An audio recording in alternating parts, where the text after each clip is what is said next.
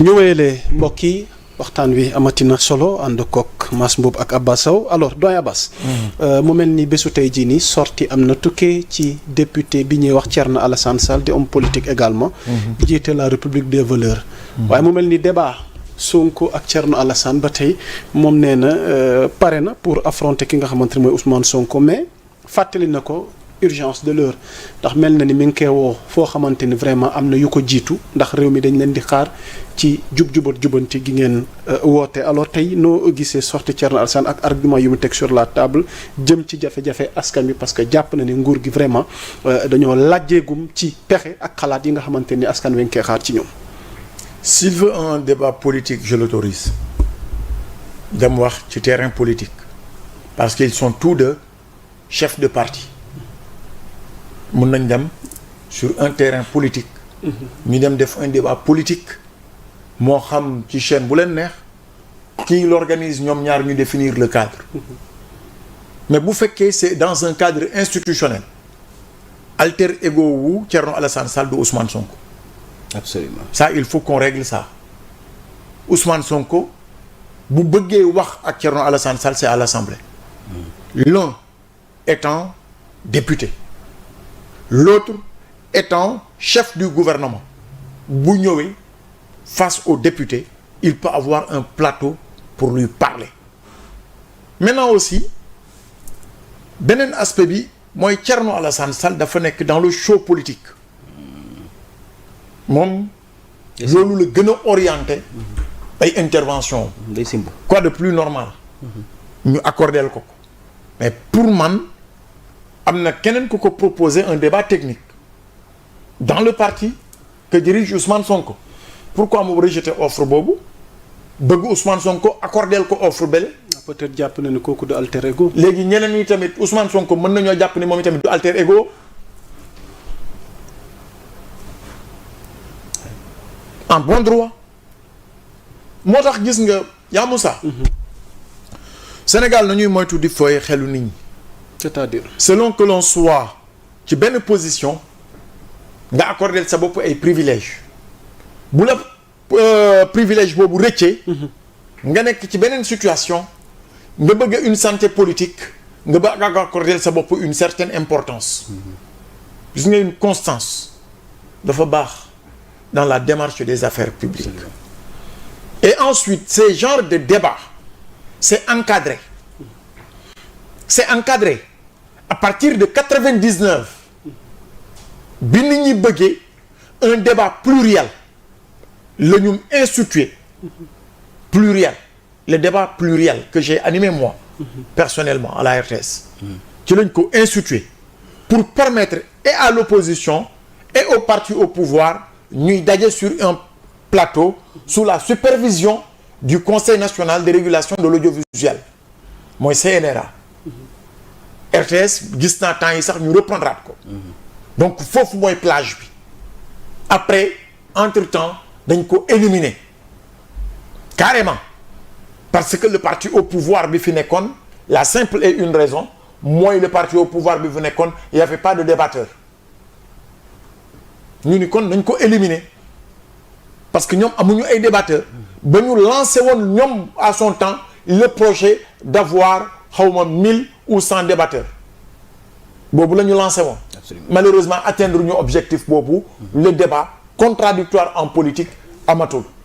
fu ñu toll nii c'est des initiatives individuelles la nit ñi di jël à travers Sénégal 7 à travers Sans Limites à travers d'autres chaînes de télévision ñuy inviter ay nit pour un débat contradictoire Absolument. Donc Sénégal fu ñu war a jëm il faut que ñu instituer maintenant officiellement avec un superviseur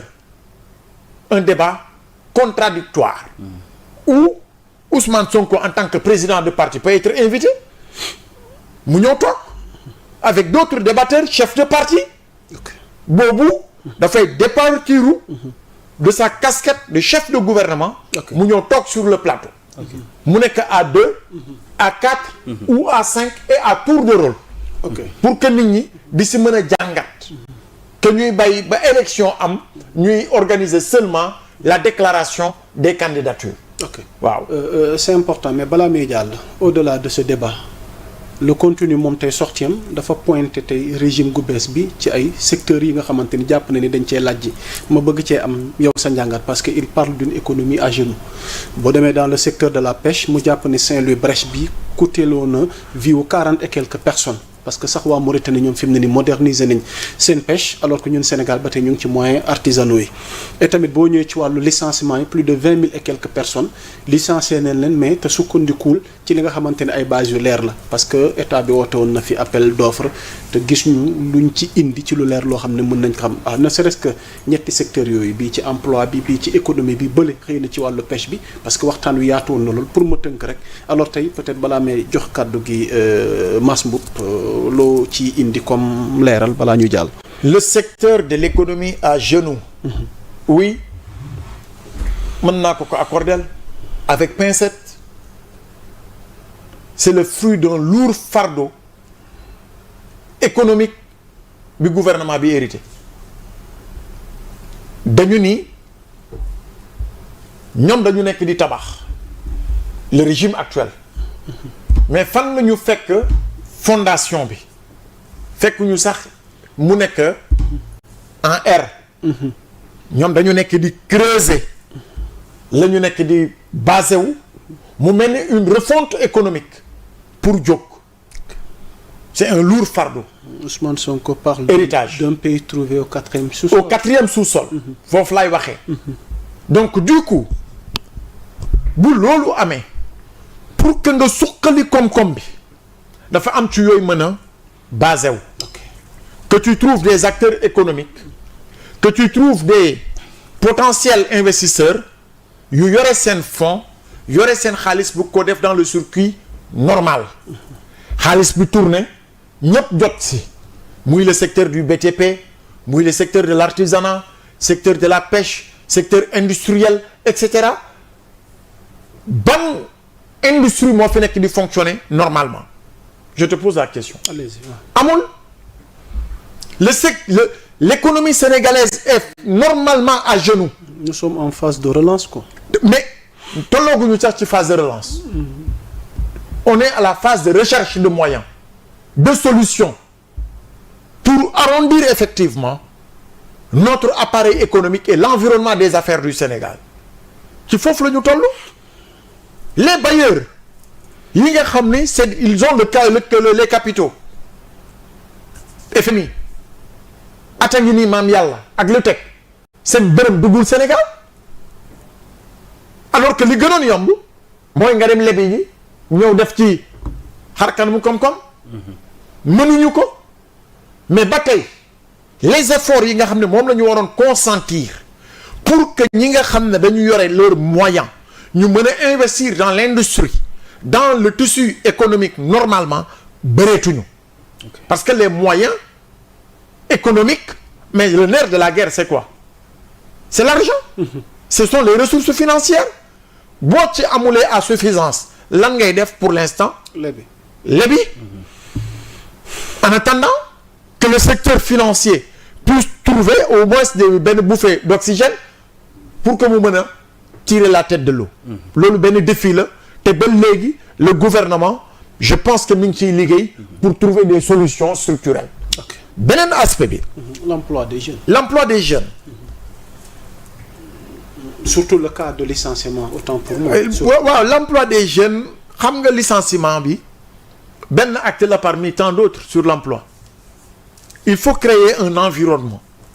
économique propice à l'investissement l'État du créer emploi direct c'est le privé qui crée de l'emploi le privé national ñoom la ñu war a dooleel ñoom la ñu war a dimbali ñoom la ñu war a mën a accompagner muy CNES muy CNP ñoom nga xam ni ñoom ñoo ëmb kuréelu patronat bi boo leen doolelee defal leen ay facilités de taxe accorder leen yenn moyens d'implantation yi faciliter leen l'accès à la terre faciliter leen l'importation des intrants et cetera bu boobaa ñoom dinañu mën a aussi relancer le secteur de l'emploi maintenant parallèlement li ñuy wax ni que ni ñoom dañu hériter encore des emplois fictifs dégg naa keroog le ministre du travail bi muy répondre à la question écrite bi ñu ko wax li mu ci wax ñoom rejeté wuñu ay emplois mais ils ont trouvé des contrats à durée déterminée yu arrivé à expiration je parle de la réponse officielle de monsieur le ministre Abbas Sall que je félicite au passage Abbas Fall sama trondo la ah teg si di sama goro ba di ko nuyu donc bu defee loolu c'est dans l'ordre normal des choses exactement maintenant l'état des lieux est fait j'invite le gouvernement à ce que dans les prochaines rencontres avec le secteur du syndicat au Sénégal ñu inscrire loolu à l'ordre du jour pour trouver des solutions durables à ces questions préoccupantes parce que donte benn emploi la boo ko arrêté au Sénégal tu prives énormément de familles de beaucoup de choses maintenant quand c'est dans l'ordre normal des choses pour faire une évaluation exhaustive des recrutements politiques yi ñu defoon mais une réponse politique s'impose. Absolument. Pour reprendre les propos de monsieur le Premier ministre keroog à l'Assemblée maintenant il y avait des recrutements politiques maintenant il y a des actes politiques aussi qu'il faut assumer. C'est important. le daal dernière kii bi mooy ban au secteur pêche bi waaw ba tey xam nga artisanal alors que le monde a évolué gis nga Ndar fële brèche bi 40 et quelques personnes ñàkk ci seen bakkan faaw pexe am tamit boo xoolee Mauritanie ñoom sax mel na ni ñooñu xaw a gën a avancé ci jumtuwaay nga xamante ni moom la ñuy jëfandikoo pour napp. gis nga bël bi mi ngi feggoog sama dëkku maam Gandiol boo fa taxawee da nga koy séen de loin bël boobu nag dafa sonal nit ñi mool ya cay dee ci sama mbokk yi boo ko doon xayma tey dañu bëri lool maintenant nag du loo xam ne da ngay jóg rek ne nii ñu defar ko de la ñuy defar ca bël ba foofu defar gu rëy la mais déggoon naa it tamit ci jamono ñu ni agence française de développement mi ngi ciy jéem a uti solution ànd avec le gouvernement je pense que ce serait initiative yooyu la ñu war a mën a relancer pour que ñu mën a faciliter l'accès parce que traversée la traversée la rek mais traversée boobu moo métti maintenant les accords de pêche il faut que tamit ñu revoir ko accord de pêche yi héritage bu métti la parce que booy dem di nappi ji ci réewu jàmbur dafa am loo xamante ni moom ngay jël comme disposition mooy accordé nañ la nga dem nappi ji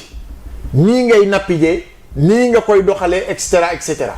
yooyu tamit na ci sénégalais yi di samonte ak moom na ca yuuxu na leen ministre bi dalal mu déglu leen échanger ak ñoom du ñàkk ñoom ñu am solution mais état aussi mën na am ay solution dans le cadre de la coopération bilatérale entre le Sénégal et la Mauritanie et la Guinée-Bissau et cetera ba ca Guinée-Conakry sax daan nañu am ay accord de pêche ba Sierra Leone mais c'est un tout parce que moolu Sénégal yi ci wax bu ne la ñuy dem pour di mën a trouver effectivement du poisson pour mën koo jaay am na solo alors Mass ma ñëw ci yow ci sortie Thierno Alassane bi ak li ma jot a laaj ki nga xamante ne mooy Abbas yow loo ci leeral xam nga Thierno Alassane Sall je crois que c'est un mort-vivant politique Thierno Alassane chef de parti RV Thierno Alassane député du peuple ñetti nit toppuñ ko ñetti nit toppuñ ko ancien ministre également Thierno Alassane xam nga Thierno Alassane Sall